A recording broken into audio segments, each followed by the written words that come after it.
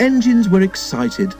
There were to be some special rail tours to the seaside, and no one knew which engine would be chosen to pull them. "It ought to be me," observed Mallard. "After all, that seaside place helped to pay for my repairs." The others thought someone else should have a chance. Thomas knew he would not be chosen, but he enjoyed listening to the others arguing. He was pleased in the end when it was decided to give the trips to Green Arrow. When Green Arrow returned from the first tour, he said he had never seen so many people. Soon there was talk of putting on extra trains, but this was not possible. "All we can do is add extra coaches," they said. "But then Green Arrow can't pull a train that heavy on his own." "Of course I can," he scoffed. "My brothers and I did during the war." "Can I help?" asked Thomas.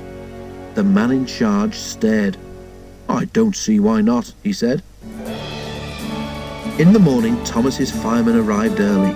Thomas's fire was lit, and while the warmth crept through his boiler, the fireman made sure all his moving parts were well oiled. Behind, Green Arrow was being prepared too, and when they were both ready, they set off to find their coaches. The station platform was jammed with an admiring crowd, which didn't seem to get any smaller, even after a trainload of people were in their seats. Thomas was coupled in front. He was pleased. He liked to see where he was going. At the seaside station, Thomas was turned round so that he could go in front again. After a rest, the engine set off once more. A ruined abbey stood at a place where the line curved beside a river. A crowd had gathered to wave and cheer, but Thomas wasn't watching them.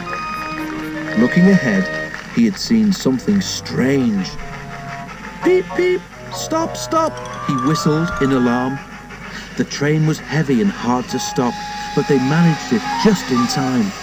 Now everyone was able to see that, in front of Thomas, the rail near the river was lower than the one on the other side. "The water has undermined the embankment," said the inspector. "I'll go to the signal box and sort things out." Buses came for the passengers, but it was late before the men decided it would be safe to use the other track. Together, the engines pushed the coaches back to a crossover. On his own, Thomas slowly crept past the landslip.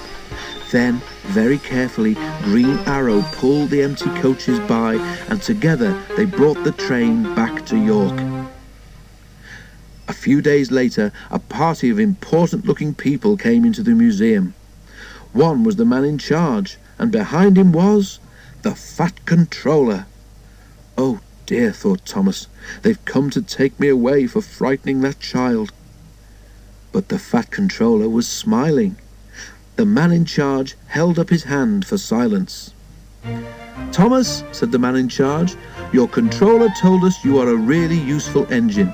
He is right. For saving a nasty accident the other day, we have decided that you should become an honorary member of the National Railway Collection. This special plate will remind you of your visit to us. Ladies and gentlemen, 3 cheers for Thomas the Tank Engine! Hip hip, hooray! Hip hip, hooray! Hip hip, hooray! The noise nearly raised the roof. "Well done, Thomas," smiled the Fat Controller. "I knew you would be a credit to our railway."